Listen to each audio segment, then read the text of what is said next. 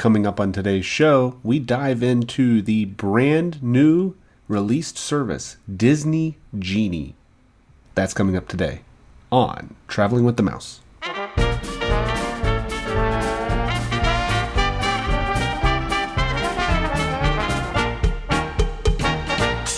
Welcome everyone to today's show. This is episode 334 of Traveling with the Mouse for Friday, October the 22nd, 2021. We are coasting into the Halloween holiday very soon. I am back this week. I'm sorry I was out. I am your host. I am Jason, and I am joined, as always, by two esteemed co-hosts. First, we have Adam. What's up, everybody? How you feeling today, Adam? Did you come in the regular standby way today, or did you come in via the lightning lane? Which way? No, the Genie does not rub me the right way, so.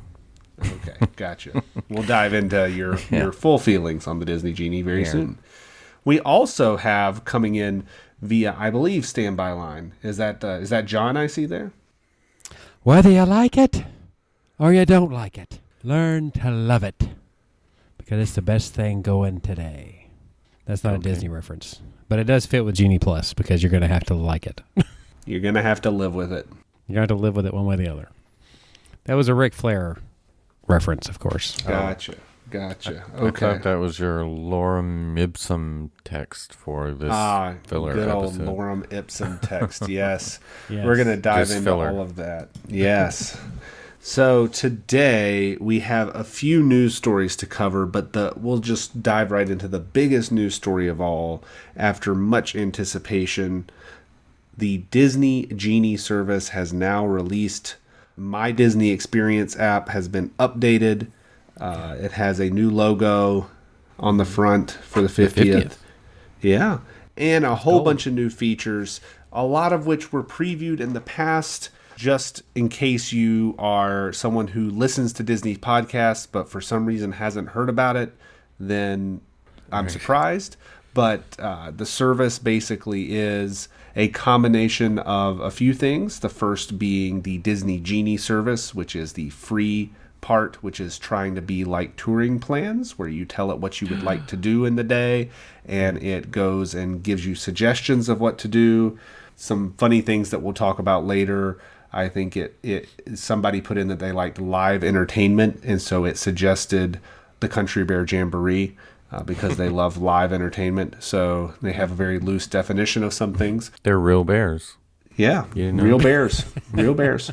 So there is the $15 per day per person upcharge for the Genie Plus service, which allows you to book a return time to go to many of the attractions except for the most popular.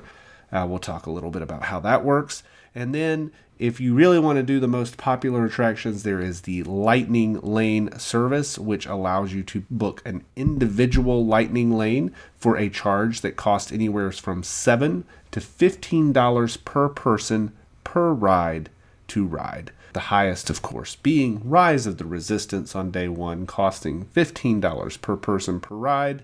Plus tax. Plus tax. Yes, plus tax. There is so many directions we can go here. I know that we were online first thing. We were not at the parks, but we were able to test out some of these things. We were able to watch folks using this service. Let's go ahead and talk, I think, first about what we saw as it's regarded to the Genie Plus offerings. So we'll leave individual lightning lanes. There's a lot of things to say there. But Genie Plus, the $15 per person per day upcharge, what was your initial reactions and observations that you had from that service?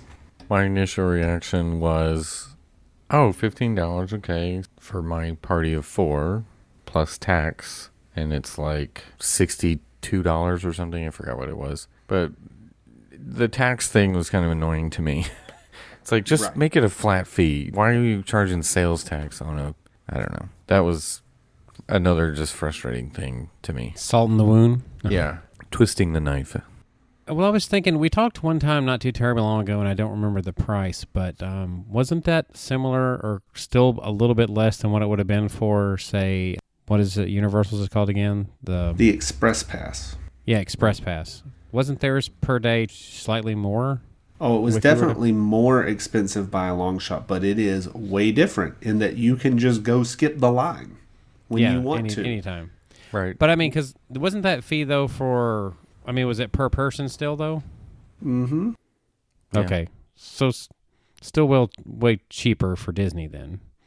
It's way cheaper, but the value is just not there. So right. You log in. 7 a.m. is when you can start booking if you are a resort guest. You can book your first Genie Plus selection.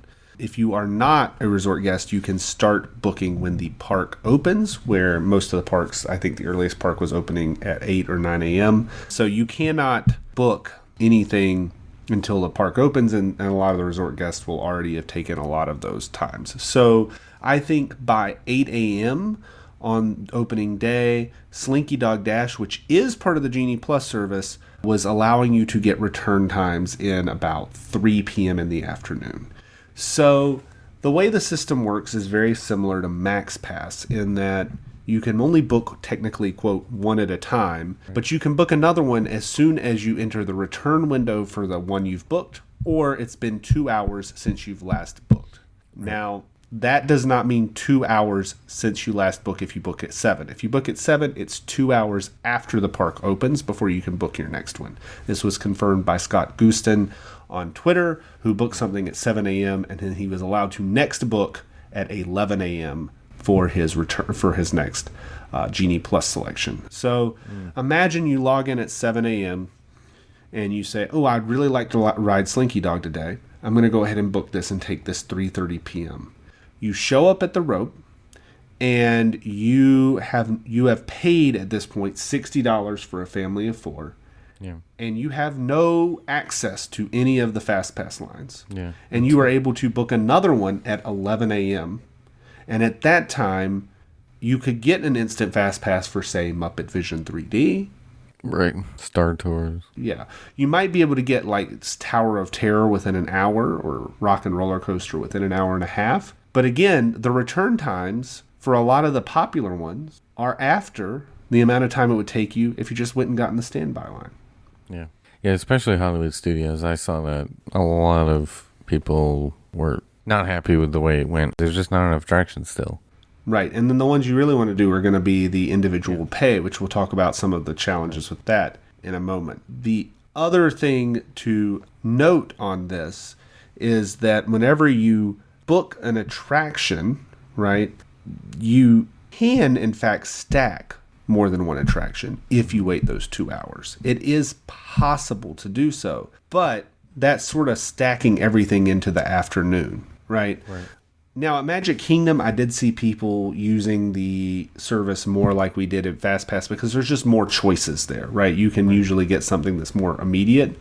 The biggest drawback, though, and the thing that was different than advertised, is that there were not options on when your return time is, both for the paid individual service as well as for the Disney Genie Plus service. You could only book the most recent time available. It wasn't like you can say, "Oh, I want to come back at 7 p.m. and ride this ride." No, you just get to pick whatever the latest is. And yes, you can refresh and try to see if something sooner drops. But there is none of this like planning ahead or trying to plan around a dinner reservation. It's you got to take whatever is there and then figure out what to do in the interim. So is it worth it? I think the answer is it depends on where you're at. I've seen several people at Magic Kingdom say as soon as you use one, you can book another one. You don't have to wait 2 hours. As soon as you're using one, you can grab another one. And if you can find ones, which at Magic Kingdom they're more widely available, you can get one and pretty much one right after the other. And if you had another one and you use the 2 hour thing, you could actually get two that overlap. Not at the exact same time, but you could overlap them by even 10 minutes, I saw. So there's some things there that are kind of cool that you can do two really literally back to back. But it's harder to do at the parks with fewer attractions, and it's just the demand is going to be higher there, and it's just harder to do, and it's going to be more frustrating than just no Fast Pass at all or no Lightning Lane at all at those. Like during COVID, Hollywood Studios, you could find a way to do everything in the day through standby. It wasn't great, but now I think it's going to be more frustrating to do Hollywood Studios, Epcot, and Animal Kingdom. Oh, for sure. Magic Kingdom would be easy. Well, I don't know if I'd lump Animal Kingdom in there because you don't even need it at Animal Kingdom, truthfully. I mean, the only ride you really need it for is Flight of Passage. I mean, you can just buy the individual Lightning Lane.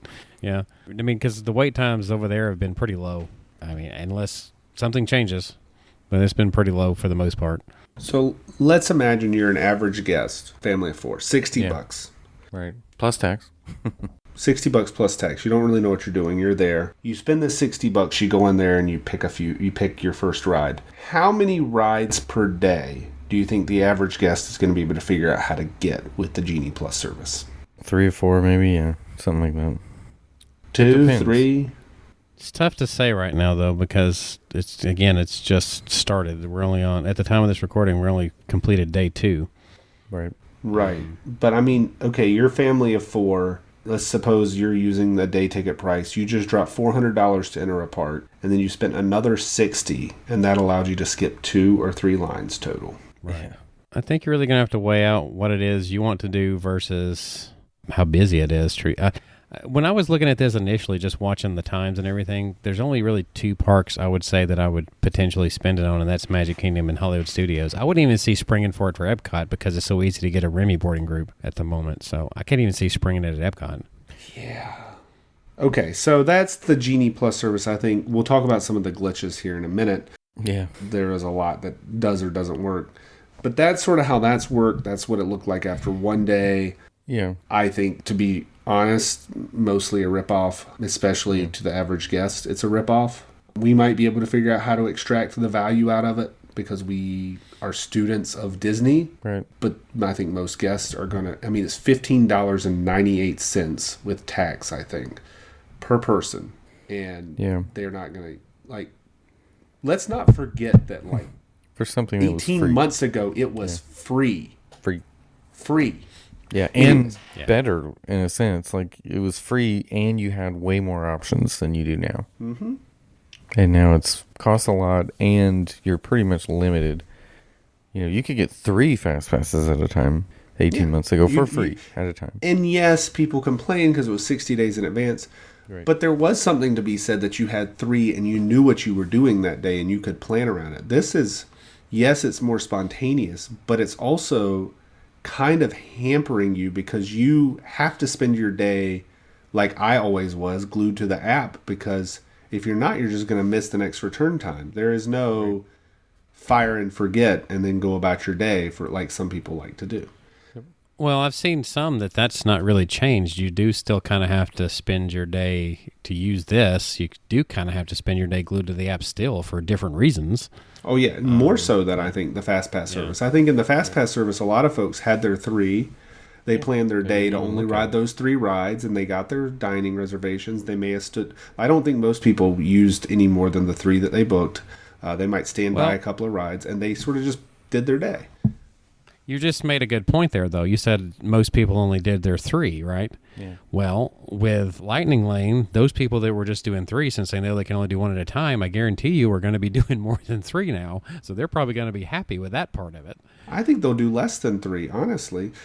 The app specifically says 1 at a time. So I think they'll do less than 3 because the average guest will log in the morning, and the thing that they'll be like is like, I'm about to miss Slinky Dog, and they'll book Slinky for 3 in the afternoon. Yeah, I was about to say that. If you're a day guest that doesn't stay at a resort, you show up at 9 and you get Slinky Dog for 7 p.m., you're going to think, well, that's my fast pass for the day.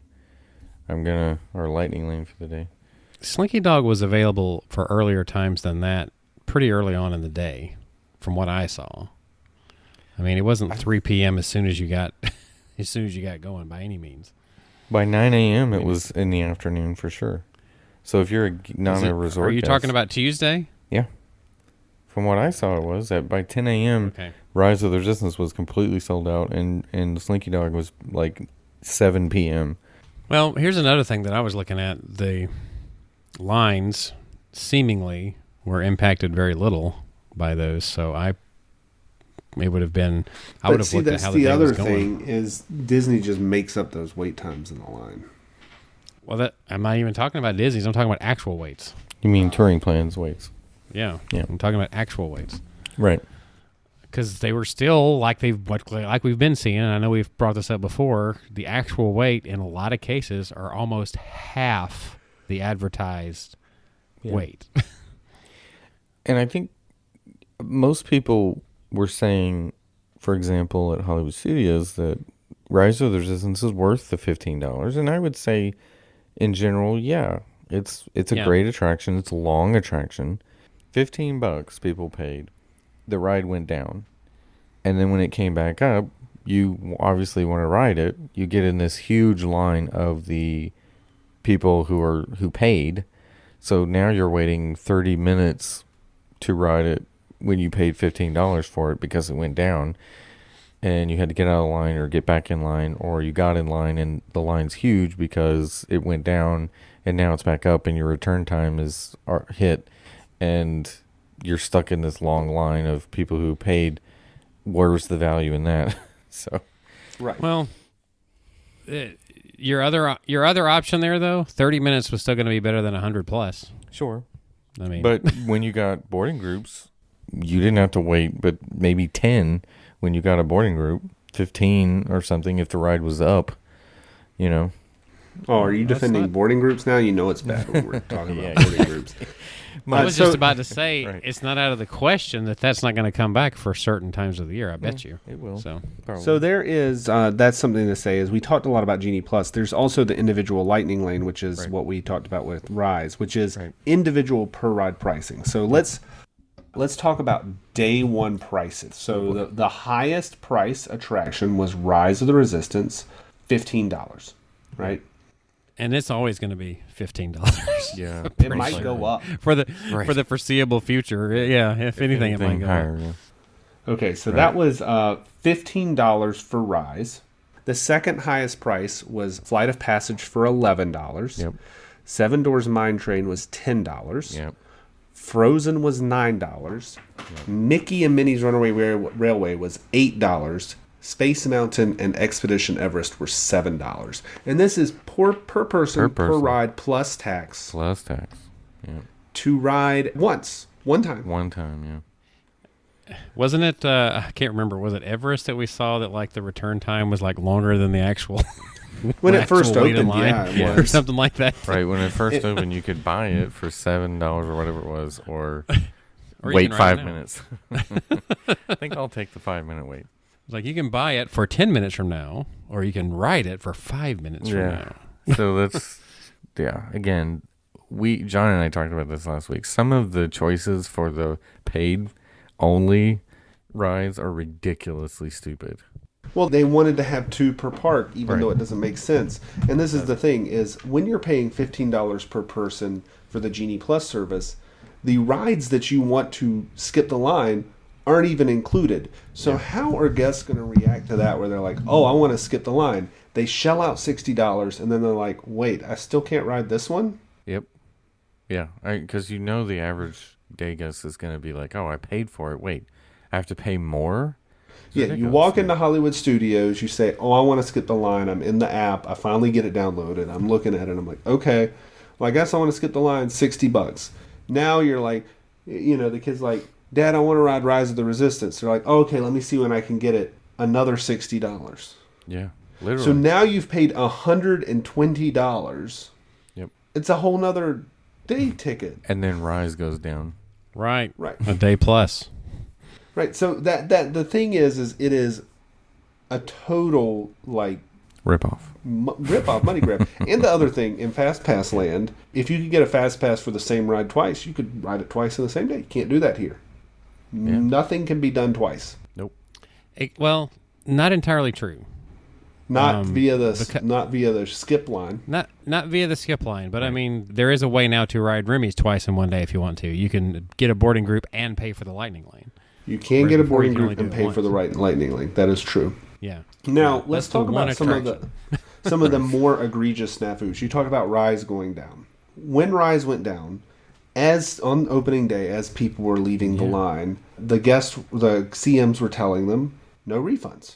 Right. You cannot, once you've booked an individual Lightning Lane thing, you can't change the time, you can't cancel it, 0 refunds. They have now since said that they are going to start offering store credit, I believe, in these situations if you complain. But they were just like, you have to come back when it comes back up. But the whole idea behind this is that you get this thing and then you get a dining reservation, and now if your rise breaks down, tough luck. Thanks for the $15. Yeah. Have a nice trip. Or what if it never comes back up that day? What a waste. Rise is a gamble. Yeah, it's always a gamble. When buying a Lightning Lane. I mean, it's a gamble when you're literally gambling with money, though, when you buy the Lightning Lane. Literally. Every time you gamble, you'll eventually lose. Well, so here's the thing that we talked about this in our chat. Star Wars. The problem is that if I paid $15 to ride a ride in a specified time frame, like I'm paying extra to get that time frame, I feel like if I don't get to ride it in that time frame, I should get my money back. Yeah. Which I feel like, well, I saw some people saying that, but yeah, you mentioned getting the store credit. Maybe that's what they're doing. But I did see that eventually they decided they were going to either refund people or something with some compensation. So, but I imagine you would have to complain in order to get it, right? So, right. I mean, that's more time out of your vacation. With FastPass, you could always say, well, it was a free service. I'm sorry. If it comes back up, you can come back through the FastPass line. If it doesn't, tough cookies. But nobody paid extra for it. So people were like sad and upset, but not that much. But if I just shelled out $60 for my family of 4, and now I don't get to ride it, I better get my $60 back. Yeah. The cast members, the guest experience ones, I bet they are hating their jobs right now. I'm sure that most of the folks that work in the parks or even at the Walt Disney Company are hating their jobs, because this, to be honest, this is an embarrassment of like just straight up unabashed money grab. Like there is no guest benefit to this. Name a guest benefit to this system. What is the guest benefit? You don't have to wait in line if you want to buy your way out of it. Yeah. I don't know. But you don't really get to do that very much. Yeah. You get to pay more to do less than you could do for free 18 months ago. Yeah, but I mean, again, we're kind of speaking from the perspective of people that knew how to use FastPass Plus. Yeah. Once again, this is more complicated than FastPass Plus. This is more complicated by a mile. It is more complicated. Agreed. Because FastPass Plus, you could just pull it up and browse through the available times for every attraction. And if you didn't know how to use a phone, you could go to a kiosk, and some cast member would help you at least get a FastPass. Right. Now you. I kind of looked across a couple of polls, and I'll just say that the FastPass Plus, like the all ears, they actually had one that started way back when FastPass Plus started, and its rating, even after, I mean, they were still taking somewhat comments and votes on it, right, up until it ended, even past it ended, still only about 62% approval rate. Just an example on FastPass Plus. I think it has and early on, it was about 50. President, that's really good. Oh. But anyway, yeah. But my point is, you see what I mean? Like the average person didn't really like FastPass Plus either. Yeah. And this is new, and they don't know yet. I can't imagine this being better, though, just from a perspective of, to me, it's more complicated. I think the general consensus in the community is that Max Pass was the best system.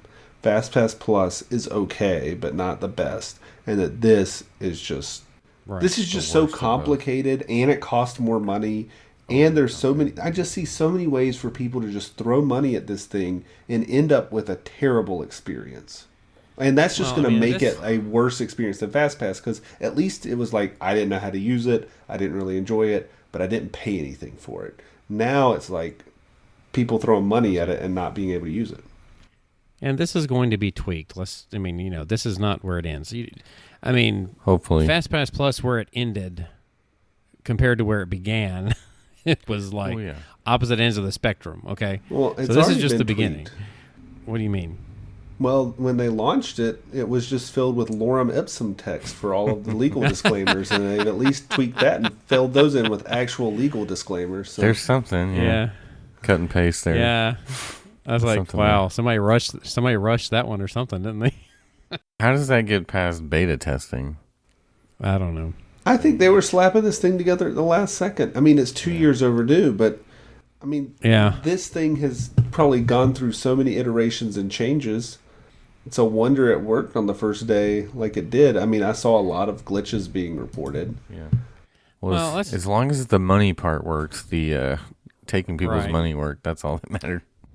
Well, I've noticed some people had trouble purchasing at times. That's true. I There did was- see but not- somebody who not too said bad. it gave them the error, something went wrong. Yeah. Trying to I buy it. gotta be honest. As far as like Disney rolling something out, the glitch side of it was actually pretty minor compared to what they're used to seeing in the past. It was not too bad. But that's a low bar. That's definitely a low bar. It is. So for me, I saw my park pass disappear a couple of times when I was trying to pick something.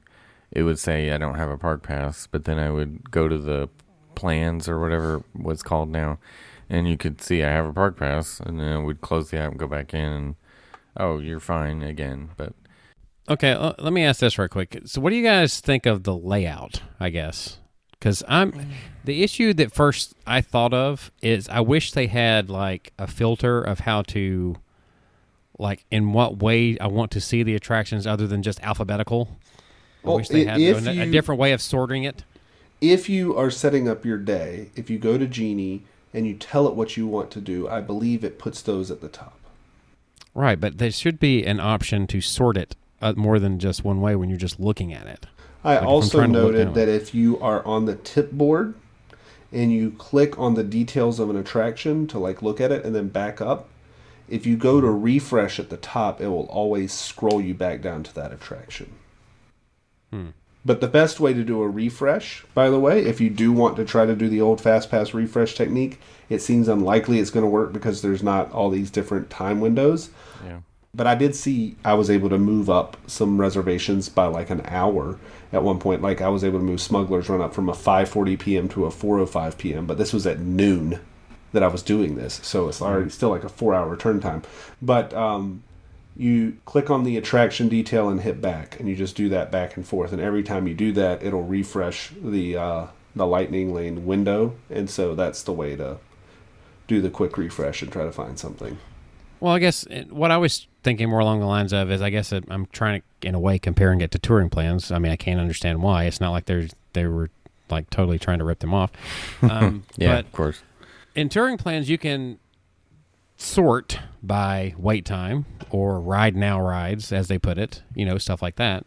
So why couldn't I just wish Disney in their feature would have an option to sort it by, say, wait time if I want to see what's the longest one? Because is that not the whole reason why people would factor into this? Whichever one's the longest wait, there's going to be more likely to buy the Lightning Lane for, right? But they put They're in gonna the be more likely- disclaimer, do not you know. use the wait times as part Yeah. of your purchasing decision. Well, Because they're not accurate. Who reads those? though? Yeah, yeah. We know they're not accurate. Oh, speaking of the wait we times, know it's inflated. Yeah, let's go back to the free service, the Genie service, which is supposed to be like touring plans. And they have these things where it lets you know, like, this is the wait time throughout the day. And they have these little charts of, like, here's what we anticipate. Right. Those charts don't have the Still not as good. y-axis labeled at all. So all you see are just, like, bars in the ether. And if you looked at the way the bars looked, it actually made it look like, I forget which ride it was, but something like Teacups was going to have a longer wait than Seven Dwarfs Mine Train because they weren't on the same scale or anything like that. It was crazy. well, that's the free part, so they don't care about what that looks like. They just want you to buy the Genie Plus. Yeah, they just then the number one thing the Genie recommends is to buy the Genie Plus. Yep. Right. Since we mentioned about the wait times being inaccurate or inflated, as we've noticed, right, and several others have noticed, was talking to my brother a little bit earlier, and I had mentioned about, okay, say for Rise of the Resistance, whenever I waited, right, the time on the front, if I remember correctly, said 150, I think. And when all was said and done, if I had timed it right, basically I timed it, Jason, on a response that I put in the messenger I noted the time on that, and based on that, and to when I actually got on it, or when I started the attraction, consider starting the attraction, was roughly 110 minutes thereabout. So the wait time out there is 150. So it's a 40-minute difference. I was like, that didn't seem that bad, 110 to 150 when you're waiting that long. However, think about the fact that that's 40 minutes. So if it's at 80 and you only wait 40, it's still a significant difference in the wait time, right? It doesn't seem as much. Yeah. Right. How much do you think they were already pre-inflating the wait times to match what they thought it was going to be once they rolled out Lightning Lane, so that people could say, well, we didn't affect the standby lines by offering this service? Yeah. Maybe, but why have they been doing it all this time? And are they just that bad at estimating the lines right now? No. I mean, the fact that they put in their disclaimer that don't base this because it's not necessarily accurate gives them the freedom to say, oh, Rise of the Resistance is a 3-hour wait, so you should pay the Lightning Lane and skip the line, when it's really only like an hour wait, probably. What's to stop them from doing that? yeah. Because they've covered themselves legally by saying, don't trust these, they're not accurate. Like, I can't get over, here's another example, and I'm probably rehashing some of my trip, but Thunder Mountain that we did. Yeah. The line was out to the bridge, or on the bridge there, and it said 40 minutes. Mm-hmm. I'm like, That's okay, like 15 minutes. I'm going to guess that's 15. 20. 18 is how long it took. Here's the thing that gets me. I've seen the line be closer to, let's just say right at the gate, be closer to the actual time it says 25, 30 minutes, right? Right. And not even be out the gate, not even be out the initial time. Right. What are they doing? I had the same experience as you. We talked about this on our trip report. Jason went to Splash. I did Thunder. And the line was backed up outside the queue. But once we got into the regular queue, we saw that they weren't even using half of it. And they started opening up the interior part of the queue as we were walking through it. And we just walked straight through half of the queue. And so the queue was really outside. And once we got into the actual queue, we just walked right through it because they weren't even using it. Exactly. It's... To make it's it almost look like bigger, they're trying better. Yeah, I think that was practice. Trying to create an illusion that it's worse than it is. Right. I seen them running the line out in front of Tower of Terror for like a 40-minute wait. I'm like, I know good and well I've been here for a 40-minute wait, and they didn't even have to get past the sign. With Fast Pass. With Fast Pass. Yeah, with Fast Pass on there. Yeah. I didn't have to get past the sign, the entrance sign. Yep. I was like, that is just, I don't know what they're doing or what they're thinking or what the whole purpose is here. Is it still COVID era stuff? Is it? I mean, that I think it what doesn't it make is any sense. Is trying to get you used to seeing all these long lines outside of the queues and going, oh, well, I'm just going to buy the Genie Plus then. That's the idea. Conditioning. Trying to train us. Mm-hmm. Yeah. Pavlov. We're just the dog I salivating. feel so upset because I know, well, on our next trip, for sure, we're going to at least do the Genie Plus one day because we got to experience. We'll have to review it, sure. Yeah. Right. But In I know action. that I'm going to end up paying because, to me, if I was to use this service, I think the best way to use it, if I'm honest, to have a less stressful day, like I'm not talking about a challenge day, like a vacation day, is, I can't believe I'm saying this, don't rope drop. Yeah, Don't rope stack drop. them. Go in the afternoon. Stay at your hotel. Yeah. Pull one first thing in the morning. Hang out by the pool. Hang out at Bart Riva. Whatever you want to do. Go to Baseline. Just go to Hollywood and don't even bother getting on a ride. Go sit at Baseline and just stack them all up and have like 4 or 5 all stacked for the afternoon and just go ride everything you want. And then it's also towards the end of the day, get the short standby lines and just finish your day there. Like, just stack all your Genie Pluses up. I was going to say it actually could give for a better experience for the late comer, right, to the park. The late comer that plans in the morning. Yeah. Like you have to have a be on discipline every 2 hours. Go and add something else to your queue. Right. Well, I don't know. How late do you want to be? Because we've seen some of these lightning lanes still be available. Hey Siri, almost close to set a closing. timer for 2 hours. Yeah. Oh, she just did actually. I didn't think Oops, she'd hear me. you're gonna get woken up pretty late. Dang it. Oh, darn it. So I don't know. When I went So- through the first day, outside of the reviews, I was trying to look at it with a positive light, and I was thinking, I could see how I could maybe make this work for a decent day. Right. But And I still could. I could, but I have a family of 3. I'm going to have to spend $45 for it. Yeah, and 60 for me. And I'm going to try Plus to tax. have to rationalize. Like, so it's going to be basically $50 with tax. I'm going to have to commit early on in the day that I am going to have a $50 day. Right. Because a lot of times when we go now, we don't ride that much stuff Yeah. in a day. We're not trying to. And so once I've spent the $50, I'm going to go into like challenge mode and try to get us on as many things as possible to get my money's Right, to worth. get your money out of it. Yeah. Either that or we skip lunch because we just paid for lunch with our Genie Plus. So let's do this. We know you can't skip lunch, Jason. Based on what we've seen, ride times, wait times, what have you right now, let's just go through each park and say, would you buy what? You know? Okay. Where do you want to start? Magic Kingdom. We'll start at Magic Kingdom. Okay. So Magic Kingdom has the most rides, so it would probably be the most advantageous to use the $15 one for sure. Right. Would you say it's Totally. an automatic? Most. If I'm we're- doing an all-day Magic Kingdom, yes, absolutely, yeah, automatic. If we wanted to ride $15. rides, I would do it, yeah. Okay, so you automatically go ahead and have that in your back pocket, the Mm-hmm. $60 pretty much. And I'm not going to pay for Space Mountain or Seven Doors Mine Train. I'm just not going to do it. Do you wait Maybe for Mine Space. Train at all? I would rope drop Mine Train if I'm going to do it, but it's just not that. It's not worth $10 or any price. I mean, So I you're might either- argue it's the worst coaster at Magic Kingdom. I would agree with that, actually. It's still the most popular right now, apparently.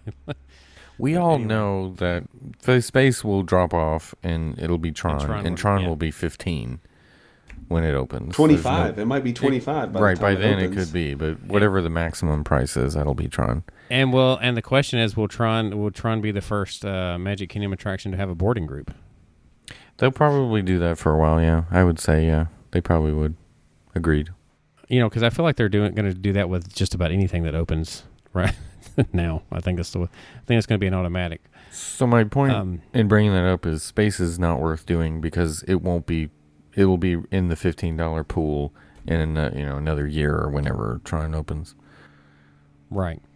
So in space, you can actually look at it through certain times of the day, and it'd be shorter wait if or you just wanted rope to do it. space. If you rope space, you won't wait at all. So Or ride it towards the end of the night. Yeah, that's what I was going to say. You can kind of flip-flop. If you want to do both Mine Train and Space, just rope one and end the other or vice versa, right? I mean, just don't do Mine Train. It's not. just don't do it. It's not I worth got you. anything. I mean, yeah. And once you've done it once or a couple of times, it's a fine. Like It's an there okay is some ride. good theming, and the Right. lift hill is pretty nice. But as far as like a coaster, Well, it's like I told you that time whenever I got to ride it back to back because we weren't going to. I used, I think, Maddie's Magic Band for the other Fast Pass time or something like that. And I was like, it's really not that good. That's pretty much what I said. It's like when you ride it Slinky back to back, you're is like, way better. So yeah, Slinky Oh, yeah. is in the same sort of vein as Mine Train, but it's way better. yeah. I mean, I get it that it's a hybrid kind of. It's a dark ride / what's the coaster. better coaster? Seven Doors Mine Train or Barnstormer? I would say Barnstormer is more fun. That's a good question. I'd say Mine Train is better. That's kind of a silly comparison. The theming is better at Mine Train for sure. There's more theming there, but like as far as like fun And overall yeah, ride. but it's over so fast at Barnstormer. I feel like yeah. Barnstormer should be an automatic 2 rides through. Everybody should get to go through twice. Right. There you go. Right. Sometimes I have actually done it 2 times in a row. Okay, so we established that pretty much Anyway. all of us would find it worth it if you're going to spend a day at Magic Kingdom to do the Yeah. $15 lightning. It's lane definitely option. worth it there more than anywhere else. Yeah. But not necessarily the individual lightning lane because correct. because of value. Yeah. Okay. Where do we want to head to next then? Epcot. We're Let's just do it. going- Epcot. Chronological. Okay. I personally don't feel like the $15 option is necessary for Epcot, especially if you Test track, that, I like. would say, and yeah, maybe. I don't think it's worth it just for Test Track. As Test Track, But see, can at get that kind- point, you're depending on the basically paying timing. $15 to ride Test Track. Right. Exactly. Basically, it's kind of what I think that's the whole point of why they didn't put it in the individual pay. It's probably the reason. I mean, I'd get no. the $15 just for the living with the land fast passes, you know. So I'm going to say, Jason, you know good and well, we're not going to be standing in standby for test track. If we're doing it, it's going to be Genie. Right? Well, we did stand by last time. It wasn't that bad. Yeah, but now it's going to be worse because of Lightning Lane. No, I don't think so. I really don't. I don't think so. No. It'll be worse. Depending on the on a time weekend? of year, time of day. Yeah. We are weekenders. Well, let's go back. Well, let's do this. Let's go back to what we had talked about with if you wanted to do Mine Train. Why don't you just rope drop test track? Yeah, we've done that before too, but we don't always make it. Right. Okay. Well, that's what I'm saying, though, is if that's part of the plan, you either rope drop test track or make it last. Yeah. Because literally everything else in Epcot does not have a long enough wait to justify the $15. You know what happens when you try to rope drop test track, though? It doesn't open.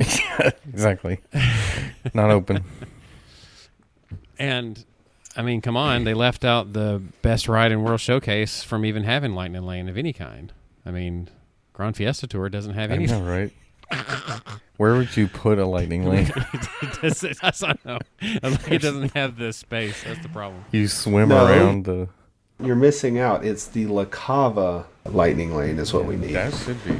I was about to say, if they started adding lightning lanes to some of the bars, would you? Yeah. Oh, yeah. Then would you pay for it? Yeah, baseline. Well, we always rope drop baseline, though. But yeah, agreed. Okay, so overall Epcot, the paid ones, I'm not paying $7 to ride Frozen. That's just ridiculous. Insanity. Basically, a Unnecessary. 30-year-old ride that's disguised as a new ride. Well, no, here's the thing. It's unnecessary because throughout the day, what is the top wait for it now? It doesn't even reach an hour anymore. Not that I've seen. And usually the actual wait is, again, about half what it's posted, right? So I would, if I'm going to ride it, I would still wait like 30 minutes. I wouldn't even bother doing Lightning Lane for that. I mean, I don't know how you guys feel, but it's not worth the queue's actually good. We also know, so which one is going to drop? Most likely Frozen whenever Guardians opens, right? Frozen's probably going to be the one that drops off. Well, the reason why it's Frozen now is because they're the two newest, right? And Frozen has been popular. Right. But all right, so in Ratatouille, just get a boarding group, so don't buy it.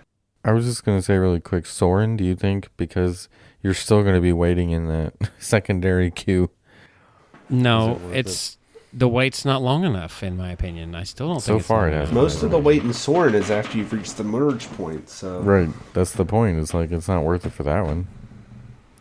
And, again, with the capacity they added, that wait time has been getting shorter and shorter anyway, right? So it had been, yeah. And I don't think people love the newer version as much as the California version, actually. Combination of the two, yeah. Anyway, all right, Hollywood Studios. All right, Hollywood Studios... If I've never done Rise before, I would pay for Rise. Right.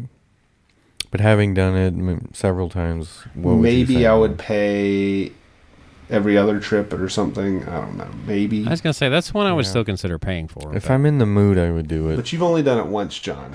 So once you've done it about a dozen times, you might change your tune.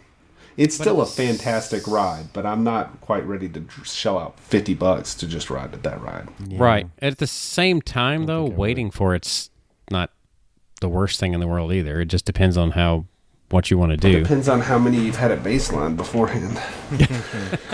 Yeah.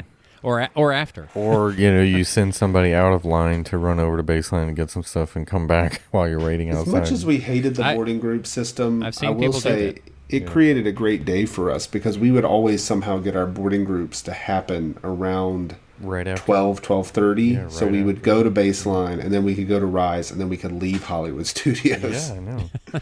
Exactly. But here again, the base one though, the $15 one. Would you use that because you get some really good stuff for the $15 version at Hollywood Studios? Again, you got to book quick. I would consider it because, but I would have to be very strategic because I would log on first thing, get my Slinky Dog, and now that my son loves a rock and roller coaster, get him one Rockin', get him a tower, get a Smuggler's Run. But the thing is I don't know if it'd be worth it for you, Adam, because your kids don't ride half. Yeah, they don't ride the thrill rides, right? The problem with us is Runaway Railway is one of the individuals, so... But its wait time is usually reasonable at some point in the day, Right. too. And that's the thing is, Runaway Railway is a must-do for us every trip now. Yeah, it's a great attraction. Right. But I don't want to pay $8 for it. Yeah. I don't think it's worth that. I don't think you need to, though, to still experience it at a decent wait, is what I'm trying to say. I don't think you have to wait that long in general. There's going to be some point in the day where you're not going to have to wait that long. Yeah, as long as the standby line moves, but I worry that with the lightning lane, it's going to slow it down. Even slow down a little is too much, I think. Just depends. And two, okay, we talked about lightning lanes and how late you would get them and running out, but the only ones that I've seen run out at Hollywood Studios was Slinky, before almost closing pretty much, was Slinky, Smugglers. I don't think I've seen Tower and Rockin' run out before the end of the night. I don't think so, no. Yeah. I don't even think I've seen Runaway run out. We haven't seen it. Yeah, nobody was paying for Runaway because you could stand in line and get on Runaway faster than the time that you were offered in the app. Right. You're definitely not going to run out of Star Tours or Muppets or anything like that. Lord. Certainly Muppets, that you make a good point. Maybe I should get the Lightning just for the Muppets one. Yeah. I started to say at Epcot, I thought about it after the fact that, you have to have it for Nemo. You really need to have Lightning Lane for Nemo. Right, Figment. Yeah, this Figment would be the new Parkeology type challenge. It's not quite the Parkeology, but it's max out the value of your $15. Do as many, because you can only do things once. So how many of the Lightning Lane Genie Plus offerings can you get in a day done using you have to use the Genie Plus service. So how many rides can you get for that $15? Max that out. I bet it's less rides or attractions or whatever it is. Yeah. Well, of course, we knew how to use it, but it's less than we could have done it with FastPass Plus, that's for sure. Right. Anyways, okay, so Hollywood Studios is done there. Animal Kingdom. I think no to Genie Plus, yes to Flight of Passage. Yeah, I would save the 15. That's what I would say. Yeah, save the 15, spend the 11 or whatever it ends up being for Flight of Passage. Yeah, agreed. I think that's the only one that needs it. Yeah. I would say safaris might at times, depending on the day. That's probably the only other one. But I could take or leave the safari most days. Just go on the Maharaja Jungle Trek and go look at some animals, and then go ride Kali River Rapids, which is a fantastic queue and ride that is underappreciated. Yeah. And then just do standby for Everest, because you don't need to pay, certainly, for that. Standby or single rider. Yeah. Depending on your group, yeah. And then go see Kite Tails, right? Yeah, go see Kite Tails. All right, so that is Disney Genie Plus. Let's see, were there any other things that we mentioned? Oh, by the way, My Plans is still in there. They did make a patch. You can see it now. It's called Future Plans, so you can see the old way of looking at your plans. That's still there. Right, it is there. We saw some other reports of people being able to go through the Lightning Lane without an actual reservation on day one because everybody was so confused. We did see that they do add availability at 9 a.m. or whenever the park opens so that people who aren't resort guests do get options. So, like, even if it sells out before the park opens to resort guests, that's still the thing. We've already mentioned this several times. It was not advertised that tax was going to be added to all these transactions, but it is. And that just feels like they are truly nickeling and diming everybody to death here. I did see that there is some overlaps in time, like grace period, I guess I should say. I've seen that you can go in early. I'm assuming there is still at least a grace period after, too. I haven't seen any specifics yet on how much that is, if it's the same as FastPass Plus or not. But I haven't looked at the actual times yet, so I'm not sure. I saw someone get in 5 minutes early to their reservation, though, so to one of their Lightning Lanes. So it is possible to get in early and potentially late as well. So that is the summary. Anything else on Genie Plus before we churn through a couple of the maybe some better news stories? Hopefully. Only that I would say that I guess my typical touring right now, as far as parks go, I like doing rides, but I like being there and just kind of experiencing some of the non-ride stuff sometimes. Yeah. As an adult, we do for sure. Yeah. So even with the kids, though, I mean, there's lots of little things you can still experience that are new, right? Yeah. So, and you don't really have to do a ton of rides for them to have a good day either. So overall, if that's your goal, I mean, is any of them going to be worth it? You see what I mean? So, I mean, I'm sure we're going to pay for it at some point, and obviously, just even if it's just to try to maximize the use of it just for the challenge of it, I guess. But yeah, I don't know that it's necessary. I hate to say it that way. I don't know that it's necessary to have a good time. No, it's not at all. Yeah, but it's forcing you to have to do that for some people, if they want to have a good time, they're going to have to pay. Well, or wait, but again, the old-fashioned. But they've kind of conditioned us into waiting over the last year as well, almost. So yeah, which is why they're dangling this carrot as, hey, you don't have to wait anymore. But anyway, what's some news? Tell us some good news.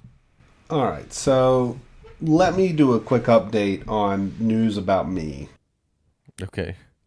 I've watched Enchantment again. Oh, and? I like it better the second viewing. Okay. Better. It was the TPM vids, wasn't it? Video. The TPM vids was good. I do think when we watched it the first time, we watched it together, and I think we probably overlooked some of it, yeah. We talked and sort of like were ragging on it real time. But I watched it, and it hits a few good beats. The transitions make sense, and I think the TPM vids helped me appreciate sort of the beauty of how the fireworks work. And it also made the way they did it, the projections were crisper. Like, I think whenever we watched the Disney Park stream, the projections looked very dull and didn't seem to pop on the castle that much, which was like, I could barely tell what was on there. No, they did, yeah. The multi-angle and the way they put that together was very good as well. Yeah. So I'm going to give it a chance. I still think it is not Happily Ever After, but I could see myself saying that it's a better show than I let on to be after a second viewing, and it not being the Disney parks, which just goes to show you, like, somebody on YouTube made a better video than the professionally recorded with all those, like, Disney just... Yeah. So that's a positive news that I think that is going to say that, okay, maybe we'll come around on some of these things. You know, Jelly Rolls is open. That's the other positive news. That's good. Well, right quick, I just thought of one thing that we did mention a little bit about the Disney Genie Plus, but didn't cover here, obviously, and it's very quick, was the fact that the way they did the dining on it, I thought that was pretty good. Yeah. You could see the walk-up line and all that all close together and what actually had availability, and you didn't have to go search for a day and a time first or what have you. You could actually see what it was then, where you were. Yeah. So, I mean, they did good with that. That was a plus, I thought. But anyway.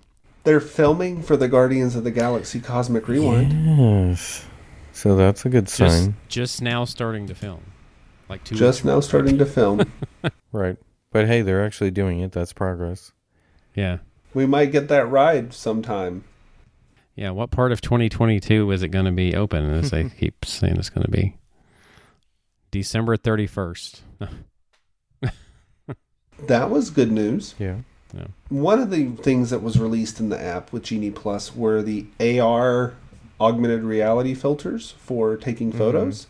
Yeah. And a very popular cool one is that if you're on Main Street, you can take a photo where it replaces the castle that they made for the 50th with the 25th anniversary castle in the background. So you can take selfies like it's the 25th anniversary.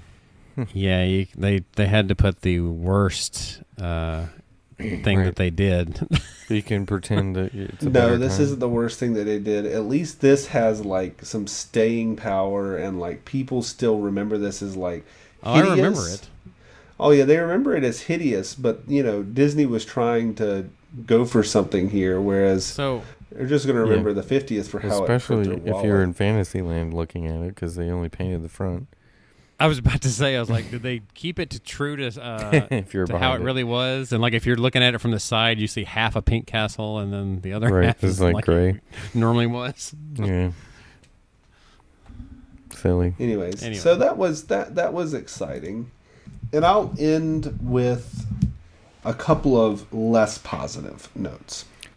Okay. So, one thing I was going to bring up, have you guys been following Zach Ridley on Instagram? I have, but I haven't looked at it lately. Why? What's he doing now? So, they're really trying to turn Zach Ridley into the next Joe Rohde, right? Right, because he's got the earring thing. And Yeah, where they're trying to get him to post all these, like, in-depth looks at, like, how we've Imagineered stuff. Yeah. But it's getting almost like a parody. So, on, I guess this was October the 19th, he posted on Instagram, I am sharing a few nighttime snapshots I captured walking through Creation Shop at dark. The new mannequins perfectly showcase our design vision for Epcot in personality and the amazing new park merchandise they highlight.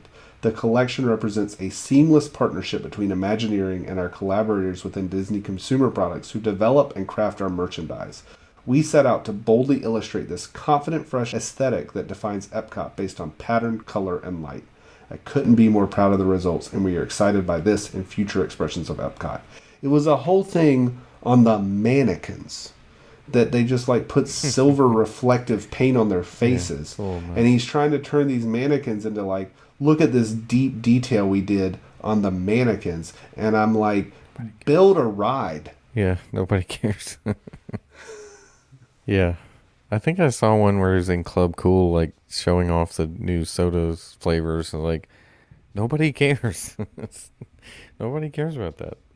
Yeah, no, that's the problem. The difference between him and Joe Rohde right now is like, Right. his stuff reads like he's being held hostage by Disney. Like, put this stuff out here so people feel like we're Imagineering. Whereas Joe Rohde was like, I actually care about telling you the story. Right, This right. is like, let's make them feel like we did something special by having you talk about the mannequins. Yeah, exactly. Right. I want to like Zach Ridley, but I also feel like he's kind of selling out here in a way. Yeah, I feel like he's putting on a lot right now. Putting on a lot of show. Yeah. The other thing in that same vein that's probably the most depressing thing that I can mention today, and this will be the last story I have. The Lake Nona move for Imagineering is seeing a massive exodus, Yeah. including some very popular Imagineers such as Kevin Lively, Yep, saw that. who was a former Jungle Cruise skipper Yeah. and then was the Imagineer that helped with the updates to the Jungle Cruise attraction. It appears that this Lake Nona move was largely intended to cause attrition at Walt Disney Imagineering by forcing people to move to Florida that don't want to because they wanted to have the tax benefits. And I think this is possibly the most depressing because this is going to represent yet more drain of talent out of Imagineering, and that can have impacts far beyond when the current reign of, and I don't want to say his name, Dr. Evil. Mm-hmm. Dr. Evil ends. Mm-hmm. And number 2. So this is one of those things where there's apparently pretty poor morale in Imagineering. Yeah. If you go back to the Imagineering story documentary, it's reminiscent of like the late 70s, early 80s era of, the changing of the guard to the Eisner era. So that's and John has said that many times. We need an outsider, right, to take over, revitalize things like Eisner did. Yeah. Like I said, a lot of people got to where they hated on Eisner, but I mean, if it weren't for Michael Eisner, there probably wouldn't be a Walt Disney Company right now, truthfully. Yeah. Or it'd be broken up into several companies, yeah. Yeah, it'd be owned by someone Sold else off by entirely. There wouldn't be a somebody Walt Disney Company. Right. So he served his purpose for quite some time. He didn't really go off the deep end until later in his career. Anyway. Right. But he was very enthusiastic about the parks, too. And that was some really good stuff happened during his tenure. And I feel like we're in a second, what do you call it, dark ages? Almost. We're entering that, is what it feels like anyway. I just hate that we saw it coming. We knew that Chapek was going to be this way. Yeah. And he's delivered on everything we feared. Yeah, so far. And then some, I would say, yeah. Right. And it's just, how long are we going to have to deal with it? And how long is it going to take to repair the damage? I don't know. That's the real question. I want to say that they're not everything they're doing is bad. There are still good things coming out. You go to the parks, there's good cast members, there's a lot of things. Yeah. I feel for the cast members. I think that they are to have to go and implement these just atrocious systems.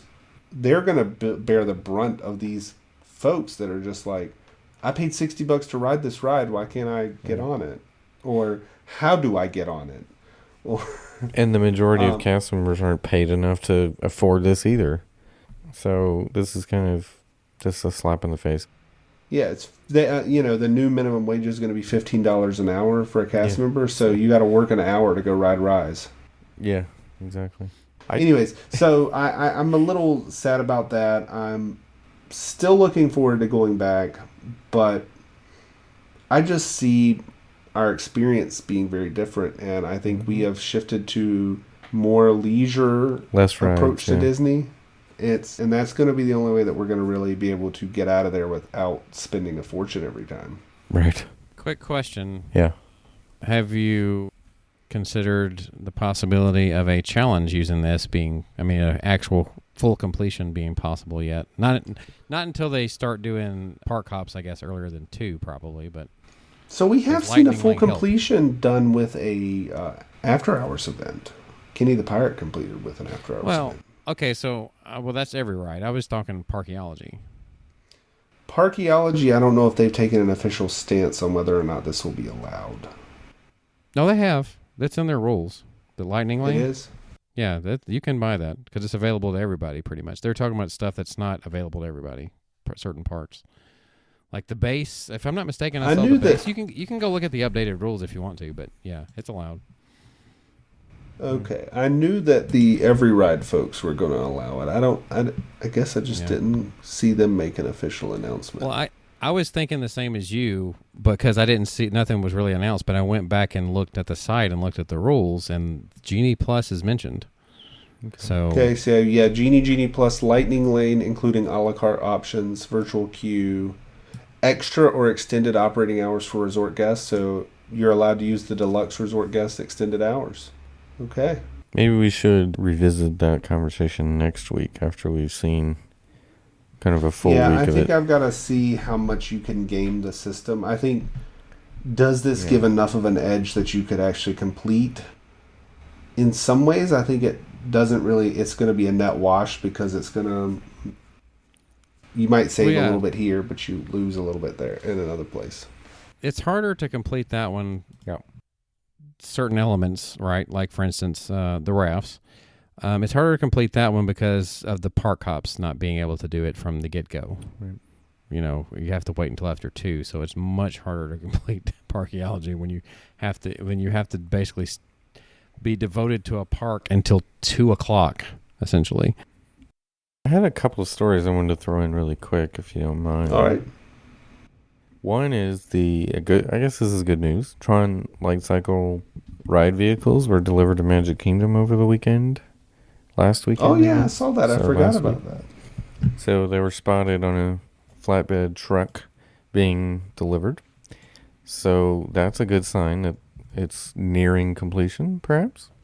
The other one I was interested in was that story about the rerouting of Floridian Way.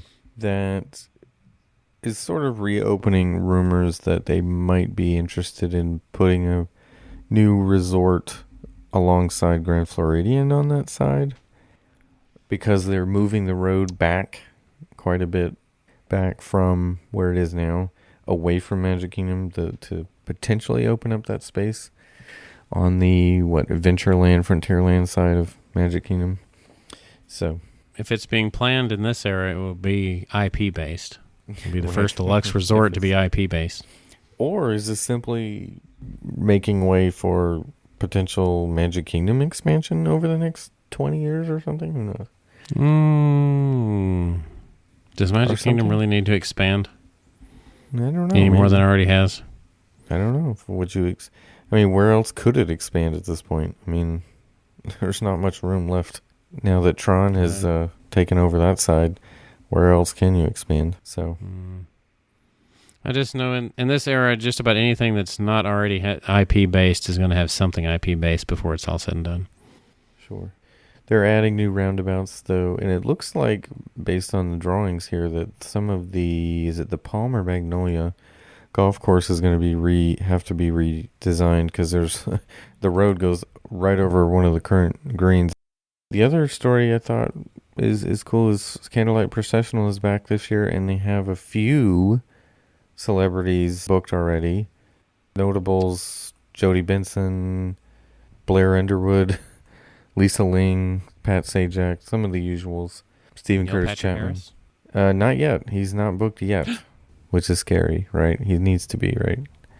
That would make it complete. Whoopi Goldberg usually does it too, but I haven't seen her. And what's his name? Lieutenant Dan usually does it. They need to get Morgan Freeman.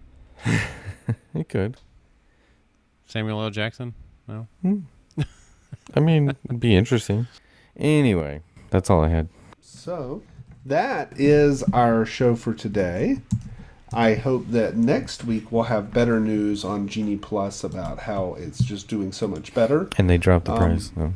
And they dropped the prices and all those things. But right. I'm not going to hold out hope.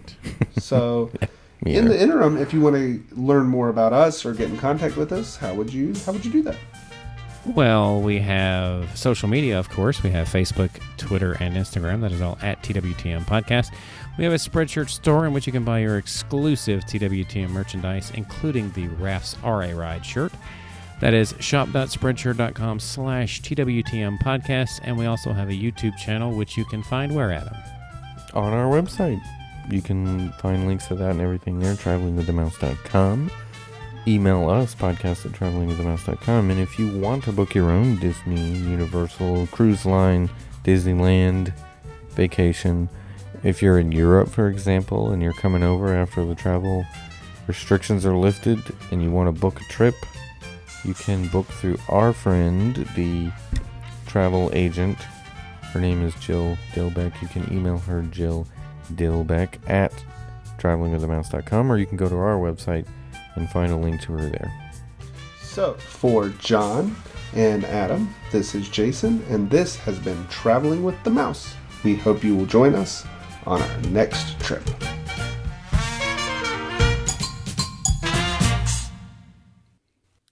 Bring some money. Sorry, kid. We've got a new master now. Should repost that meme.